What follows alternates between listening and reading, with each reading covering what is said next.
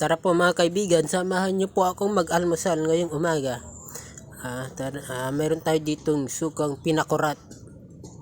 Pinakurat ba tawag sa inyo nito mga kaibigan? Sukang pinakurat, okay. Yan. Hindi ko alam kung pinakurat nga ba tawag dyan mga kaibigan. Sukang brown na nilalagyan ng sili. Yung kadalasan ginagamit sa mga street food. Yung mga fishball, yung mga ganon, ganyan mga kaibigan. Sibuyas, sili, bawang, paminta, ganon. Masarap siya mga kaibigan. Mayroon tayong nilagang itlog. Pritong hotdog mga kaibigan. Ang masarap nating almusal ngayon mga kaibigan. At meron tayong nilagang gulay. Yun? Meron pa tayong bawang na bawang. Buy bawang pala, buy bawang. Yan, buy bawang po mga kaibigan. Masarap siya, cornic kumpara sa chichirya. Yun yung snack. Mas okay ito kaysa snack mga kaibigan. Mais siya mais. Garlic flavor siya mga kaibigan. Favorito ko yan. Buy bawang na garlic flavor. Yan. Tapos lagyan mo yan sa mangkok. Lagyan mo ng suka yan. Sarap yan mga kaibigan. Shoutout nga pala sa mga viewers natin dyan sa bansang Saudi Arabia. Yan, thank you very much sa nanonood sa atin dyan sa Inglaterra. Yan, dyan sa Amerika. Ayan po, dyan po sa Thailand. Kumusta kayong lahat dyan mga kaibigan? Tara, samahan nyo ako mag-almusal mga kaibigan.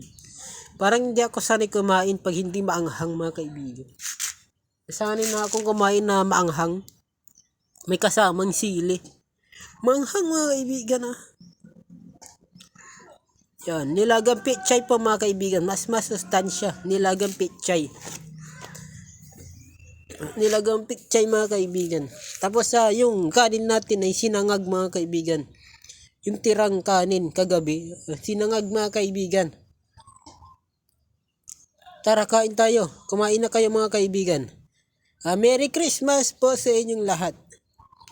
Merry Christmas po sa inyo lahat. Baka naman gusto nyo akong regaluan mga kaibigan.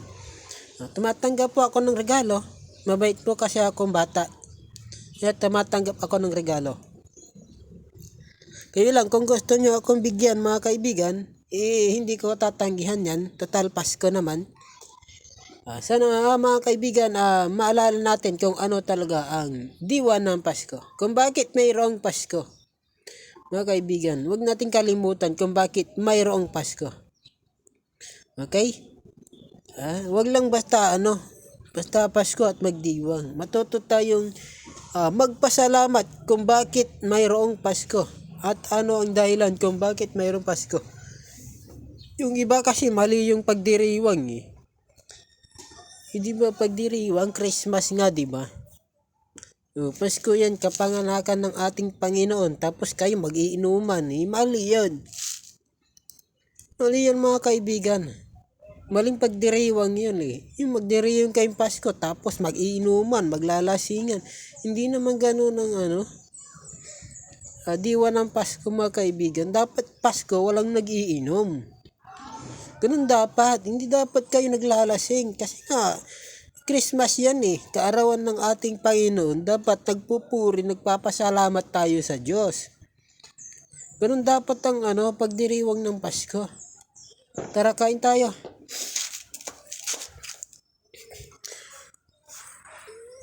Shoutout na po sa mga maghahanda ng marami tapos hindi mauubos. December 25. Yun ang almusal mo, yung handa nyo sa December. Sa Pasko, yun ang almusal nyo, yung tanghalian nyo, yun pa rin yung hapunan nyo. Mga kaibigan, sayang ba't yan kayo maghahanda ng madami? Hindi naman kailangan maghanda ng madami, yung sakto lang.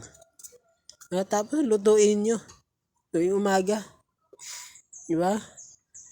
Tapos sa mga magpapa-Christmas party dyan, sa mga namimigay dyan ng ampaw, pahingi naman po ako mga kaibigan. Kahit pandagdag lang, pambili ko ng cellphone mga kaibigan. Sira na po ang cellphone ko. Pandagdag lang, pambili ng cellphone mga kaibigan. Maawa na po kayo sa akin. Sige na mama. Maawa kayo sa akin. Thank you very much po sa lahat ng hindi sumusuporta sa atin. Bintan nyo na po cellphone nyo. Sige na pa. Press pa. Yan, wag po kayo masyado magkakain ng dilaw ng itlog mga kaibigan kasi parang mantika yan. Yung dilaw ng itlog di ko masyado kinakain pag nilaga.